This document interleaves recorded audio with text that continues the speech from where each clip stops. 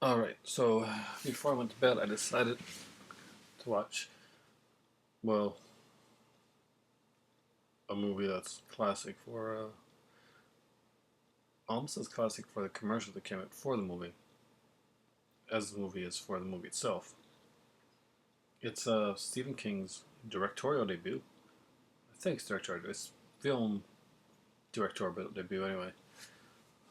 Maximum Overdrive. Maximum Overdrive is based on the short story Trucks. And I gotta be honest, really went into this one again, not expecting much. I'd seen it in the theater back in the day, and pretty much it was regarded an absolute flop. I mean, it starred Emilio Estevez, a Yeardley Smith, of course, as the Vice of Lisa Simpson. She's in it, and I've seen her before in another movie, kind of like a drama, where she was believe it or not, she was the kind of the young girl temptress for a man who had a pregnant wife. It was really strange. Oh, anyway, Maximum Overdrive. Basically, it starts off with this comet coming close by Earth, and all of a sudden, their machines come alive. Uh, Soda machines attack and kill people. Kids get steamrolled. Uh, there's a pretty mean sense of humor with some of the stuff that it does. And it doesn't exactly play logical. Basically, the whole movie's set around like this truck stop where these trucks, the main one, I guess you call it the leader truck if you want to, is a toy truck that has a Green Goblin face on it. It's like the cool classic Green Goblin, you know? So there's one crazy waitress that keeps coming out and saying the words that kind of like, I guess, are put there because, there's that new song, Who Made Who, which was really being pushed at the time for a pretty good reason, actually. The song and the entire soundtrack for Maximum Overdrive is pretty kick ass. If you're an AC/DC fan at all, I hope so, because that's really good music, guys. Like the AC/DC. Uh, the soundtrack kicks ass, and Who Made Who is a fantastic, like, song that really gets you pumped when you're listening to it. The soundtrack did much better than the movie back in the day, and that's why when I started to watch it, like, kind of noticed a few things. Yeardley Smith was pretty grating on the nerves. Uh, she whined and yelled a lot. The girl, the waitress, in her "We Made You" line, which she repeats over again. Where's the case up? Anyway, uh, if you've seen my review, my room tours and stuff, you've already seen the case anyway. Anyway, what did I think of this movie? I want to make this a short review because I'm really tired. It's late here. I liked it. I was really surprised.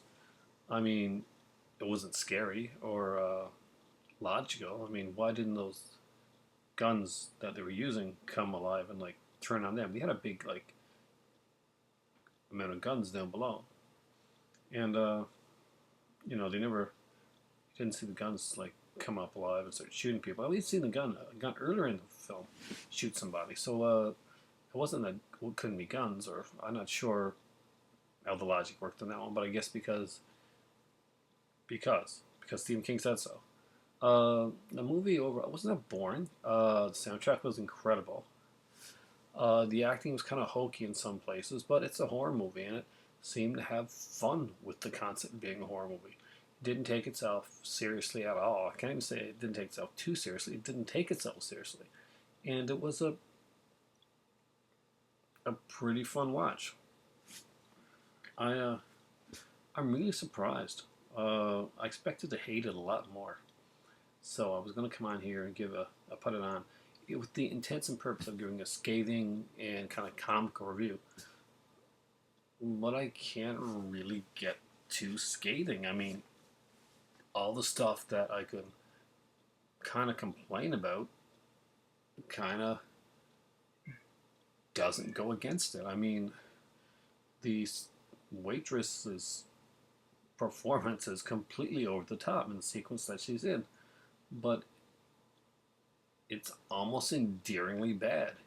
Yeardley Smith is grating on the nerves, but she does kind of have a chemistry with the guy that she's with.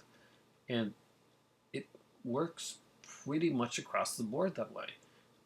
The movie doesn't make a lot of sense, or let's go with our kind of old school colloquialism, say, it doesn't make a lick of sense, but it it really doesn't matter. You can pretty much drop your mind at the door and just enjoy the movie for what it is. It's a cheesy machines come alive type of movie, almost like akin to those really cheesy like movies like Frogs, where like nature runs amok and stuff like that.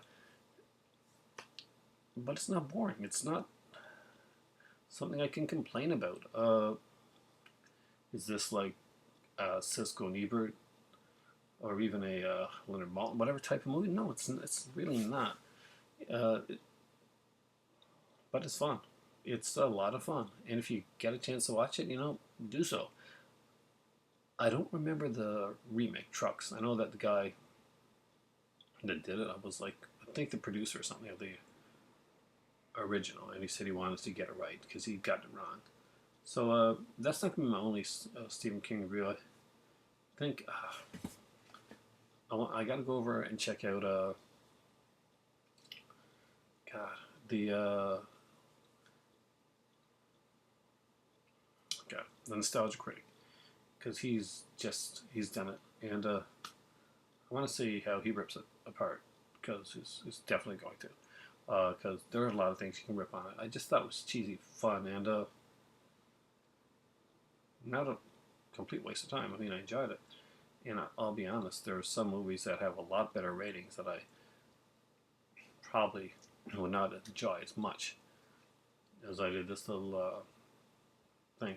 It's not that long. The twist at the end makes no sense, and I have no idea why that was put in. But it references some movies that were quite better than it, but still, it's a fun movie. Enjoy it for what it is. It's like when you go in to see a movie like Lake Placid. You don't expect to see Shakespeare, but you expect to have fun, and you do. Maximum Overdrive is fun. I never thought I'd be saying that. There goes my cinema snob type of a review that I had planned for this. But sorry, guys. I actually enjoyed Maximum Overdrive. It was a pretty fun watch, and I would watch it again. And I kind of miss having the soundtrack. I used to have that. I picked it up, and my aunt went to a AC/DC concert. I think the year after, when they were doing their next tour. It was a year or two after, anyway. And she came back, and she got me this jacket, this AC/DC jacket, from one of the tour jackets that she got, like official merch from the concert. Man, I wore that thing until you could not even see the dates and places on there. It was amazing. I need a new AC/DC jacket. Thanks for watching, guys. Have a great night, and give a cheesy movie a second chance. Do that during Halloween.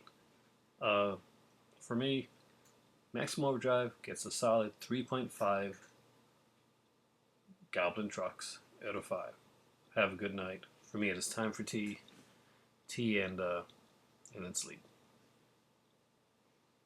We made you.